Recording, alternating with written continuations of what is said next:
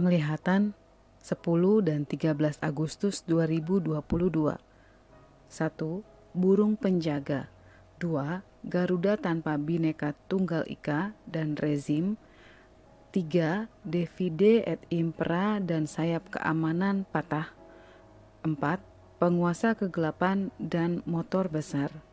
5. Papua Imamat yang Rajani. 6. Sulawesi. 7. Roh Rekayasa. 8. Indonesia terbagi 5, kepiting raksasa dan penjajahan modern. 9. Bangsa bangkit melawan bangsa. 10. Disiksa, dibunuh, dibenci oleh karena namaku. 11. Aku datang segera. 12. Mazmur pengajaran. Burung penjaga 10 Agustus. Pada saat menyembah, salah satu tim menerima penglihatan. Ada pintu gerbang di 4 penjuru mata angin dan di setiap sisi pintu ada 2 burung. Jadi totalnya ada 8 burung. Burung ini sebesar merpati tapi berwarna hijau pucat. Dari bagian atas burung ini, dari kepala sampai ekornya panjang sekali berwarna dongker metalik. Ketika bertanya ada apa ini, yang ditaruhkan di hatinya, ini penjaga atas bangsa ini tapi dibuat manusia dan bukan dari Tuhan, tapi oleh pemimpin-pemimpin terdahulu. Lalu tim berdoa memerangi penjaga-penjaga yang dibuat manusia. Garuda tanpa Bhinneka Tunggal Ika dan rezim. Lalu tim ini melihat beberapa jenis penjaga kedamaian. Mereka berkelompok dengan tulisan TNI Angkatan Udara. Lalu ada marinir, lalu orang-orang berjas, dan kelompok orang-orang berpakaian putih seperti jas. Di depan mereka ada Garuda Pancasila, tapi tulisan Bhinneka Tunggal Ika itu tidak ada. Lalu dia melihat percikan darah, seperti ada pertumpahan darah. Setelah itu, salah satu tim melihat seorang pejabat MNPS. Dia ada di sebuah bukit menunggang seekor kuda merah mengarah ke hitam dengan topi koboi, tapi dia berpakaian seperti raja. Dia memandang dari atas bukit itu ke arah bangsa Indonesia keseluruhan, dan tim mendengar suara yang jauh tapi kurang jelas.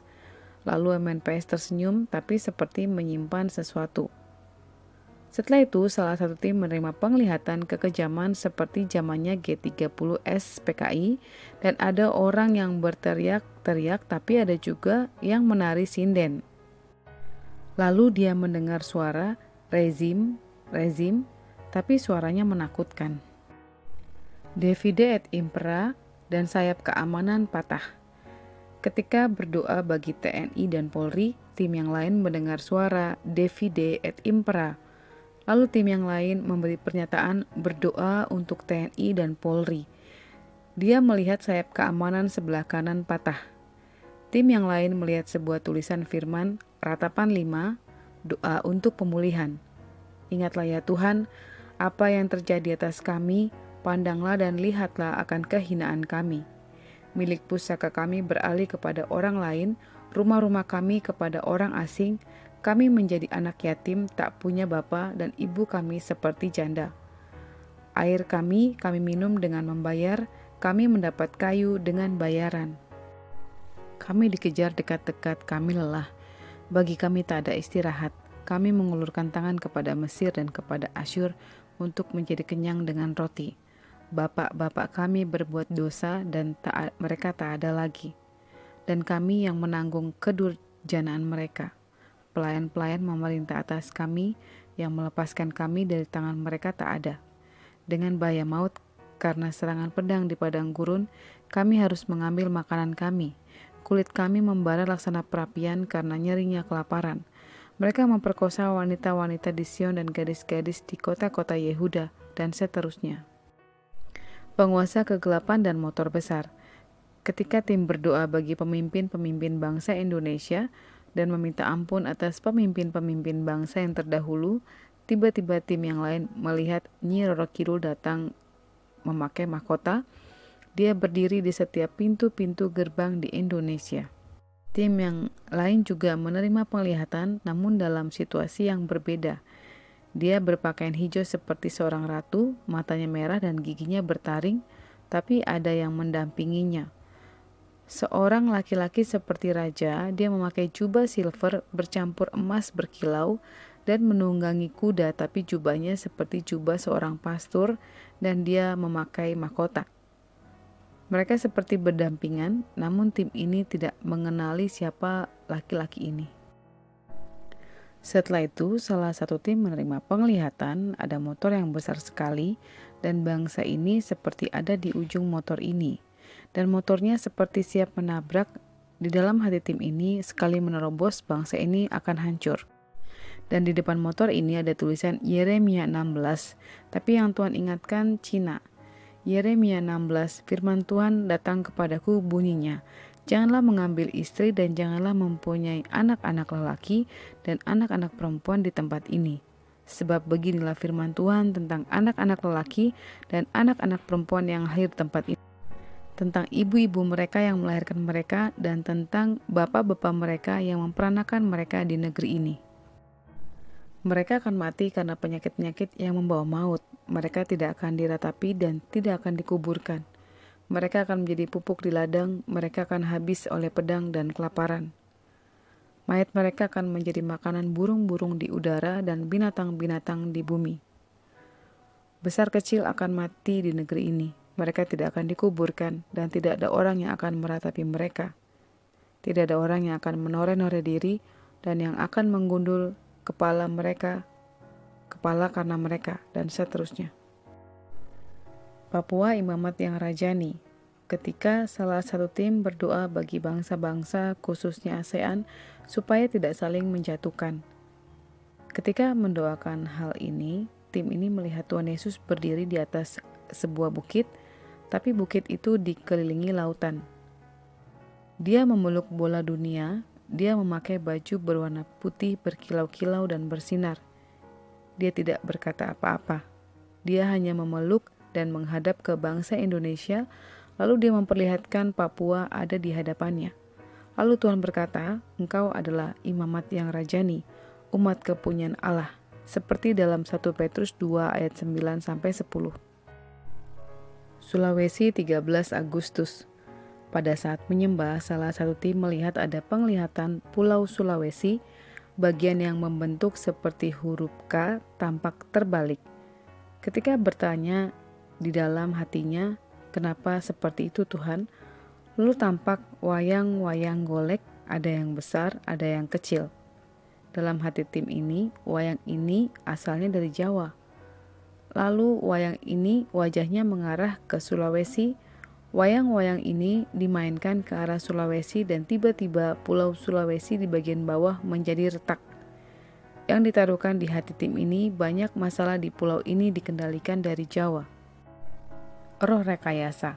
Pada saat menyembah dan berdoa bagi Indonesia, salah satu tim melihat dalam penglihatan situasi kekacauan, seperti ada gempa, lalu di sisi yang lain sesama manusia berkelompok-kelompok saling menyerang.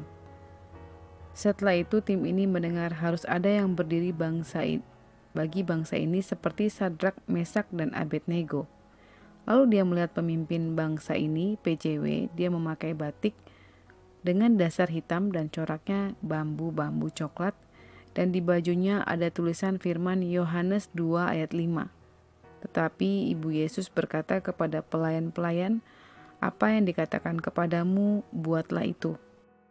Tim ini tidak tahu maksudnya apa, tapi yang ditaruhkan Tuhan di hatinya bahwa PJW tidak boleh mengikuti apa kata orang-orang atau nasihat pejabat yang membuat persepakatan, tapi membawa kerugian bagi bangsa Indonesia.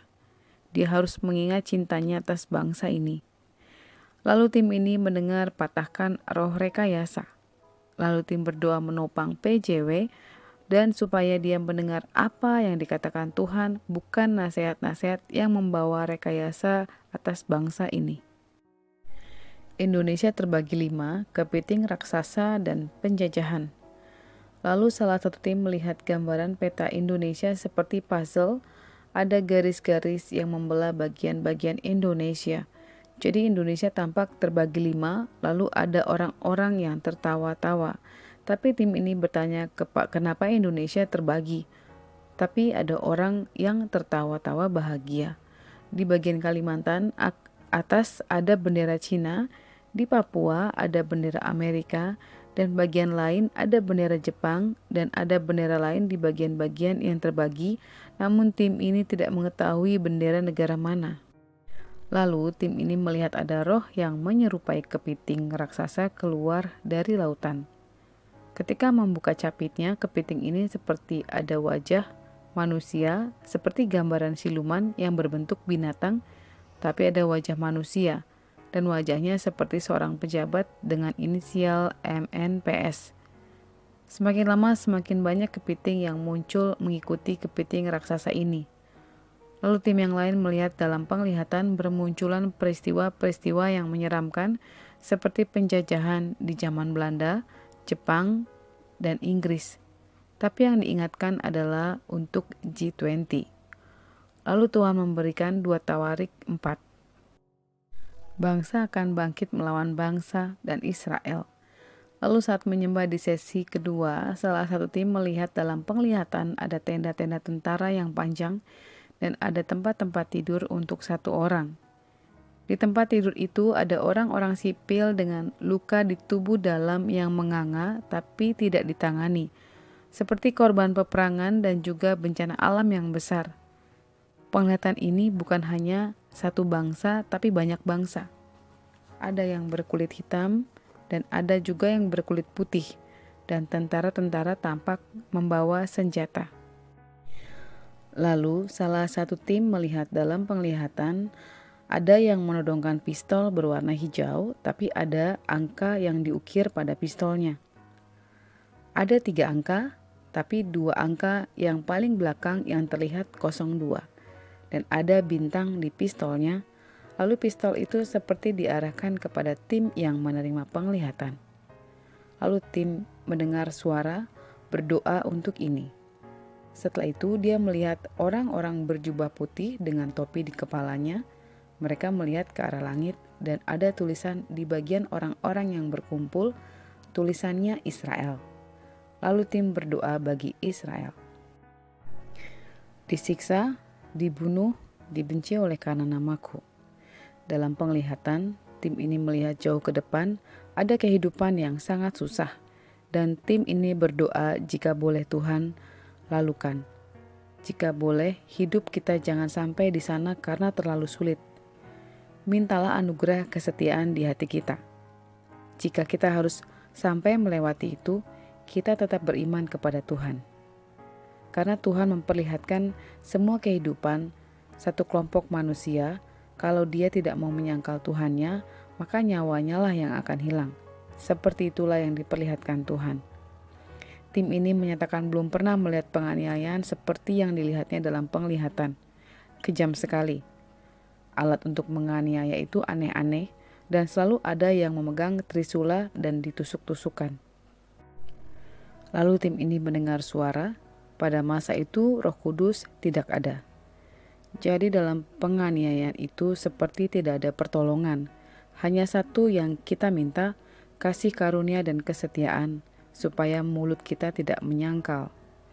Lalu tim ini melihat ada seorang laki-laki tinggi besar dengan mata abu-abu, memakai jubah berwarna putih, dia memegang Alkitab, dan dia menyerukan tetap setia, tetap setia. Ketika dia ditanya, dia tidak mau menyangkal Tuhan. Lalu kepalanya dipenggal, tubuhnya utuh tapi terpenggal, tapi di wajahnya tersenyum. Dia seperti tidak merasakan sakit ketika lehernya dipenggal. Lalu tim berdoa supaya roh yang setia ada pada umatnya, sekalipun kekerasan dan penganiayaan datang. Aku datang segera. Saat terus menyembah, salah satu tim melihat sebuah tulisan di awan, Wahyu 22.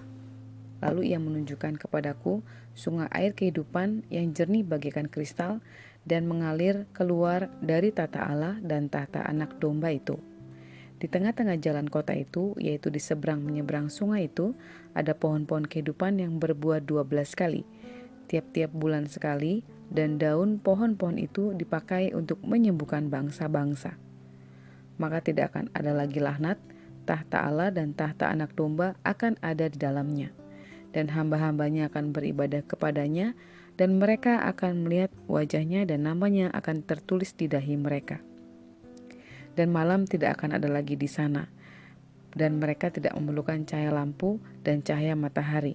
Sebab Tuhan Allah akan menerangi mereka, dan mereka akan memerintah sebagai raja sampai selama-lamanya. Lalu ia berkata kepadaku, perkataan-perkataan ini tepat dan benar, dan Tuhan Allah yang memberi roh kepada para nabi telah mengutus malaikat-malaikatnya untuk menunjukkan kepada hamba-hambanya apa yang harus segera terjadi. Sesungguhnya aku datang segera, berbahagialah orang yang menuruti perkataan-perkataan nubuat kitab ini. Dan aku, Yohanes, akulah yang telah mendengar dan melihat semuanya itu. Dan setelah aku mendengar dan melihatnya, aku tersungkur di depan kaki malaikat yang telah menunjukkan semuanya itu kepadaku untuk menyembahnya. Tetapi ia berkata kepadaku, jangan berbuat demikian. Aku adalah hamba, sama seperti engkau dan saudara-saudaramu, para nabi dan semua mereka yang menuruti segala perkataan kitab ini. Sembahlah Allah. Lalu ia berkata kepadaku, jangan memateraikan perkataan-perkataan nubuat dari kitab ini, sebab waktunya sudah dekat. Barang siapa yang berbuat jahat, biarlah ia terus berbuat jahat. Barang siapa yang cemar, biarlah ia terus berbuat cemar. Dan barang siapa yang benar, biarlah ia terus berbuat kebenaran. Barang siapa yang kudus, biarlah ia terus menguduskan dirinya. Barang siapa yang berbuat jahat, biarlah ia terus berbuat jahat. Barang siapa yang cemar, biarlah ia terus cemar, dan barang siapa benar yang benar, biarlah ia terus berbuat kebenaran. Barang siapa yang kudus, biarlah ia terus menguduskan dirinya. Sesungguhnya aku datang segera, dan aku membawa upahku untuk membalaskan kepada setiap orang menurut perbuatannya. Aku adalah Alfa dan Omega, yang pertama dan yang terkemudian, yang awal dan yang akhir. Berbahagialah mereka yang membasuh jubahnya, mereka yang memperoleh hak atas pohon-pohon kehidupan dan masuk melalui pintu-pintu gerbang ke dalam kota itu. Tetapi anjing-anjing dan tukang-tukang sihir, orang-orang sundal, orang-orang pembunuh, penyembah-penyembah berhala, dan setiap orang yang mencintai dusta dan yang melakukannya tinggal di luar. Aku, Yesus, telah mengutus malaikatku untuk memberi kesaksian tentang semuanya ini kepadamu bagi jemaat-jemaat. Aku adalah Tunas, yaitu keturunan Daud, bintang timur yang gilang gemilang. Roh dan pengantin perempuan itu berkata, marilah, dan barang siapa yang mendengarnya hendaklah ia berkata, marilah, dan barang siapa yang haus hendaklah ia datang, dan barang siapa yang mau hendaklah ia mengambil air kehidupan dengan cuma-cuma. Mazmur pengajaran. Lalu salah satu tim bermazmur, engkaulah guru bagi kami adalah murid-murid Tuhan yang mendengarkan firman kehidupan. Dan kau ajarkan hari ini, dan kau katakan, jangan takut, engkaulah sahabatku, dikatakannya bagi kita saat ini. Katakan padaku, hai sahabatku, apakah keluh kesahmu? Apa yang kau risaukan akan dunia? Akulah sahabat yang ada bagimu, selalu ada bagimu. Itu yang dikatakannya bagi kita. Engkau juga biji mataku, dikatakannya bagi kita, engkau selalu ada dalam pandangan mataku. Dikatakannya, jangan bimbang, jangan goyah, kekuatanmu daripadaku. Dikatakannya saat ini bagi kita. Dan ditunjukkannya tangannya yang besar dan berlubang paku padamu. Tangan ini akan terulur bagimu ketika kesesakan, ketika goncangan itu datang. Tetaplah kuat di dalam imanmu, dikatakannya pada kita saat ini. Serukan nama Yesus, panggil namaku, dikatakannya pertolongan itu akan datang bagimu, pertolongan dari Bapa, pertolongan dari sorga. Ketika engkau meminta roti kepada Bapa, tidak akan diberikannya batu bagimu, tapi kasih-Nya yang besar dilimpahkannya bagimu karena engkau anak-anak-Nya. Hai anak-anakku, aku mengasihimu, aku menjagamu. Tak sehelai rambutmu akan jatuh tanpa sepengetahuanku. Aku ada bagimu sebagai Tuhan yang kau sembah. Engkaulah umatku, dikatakannya.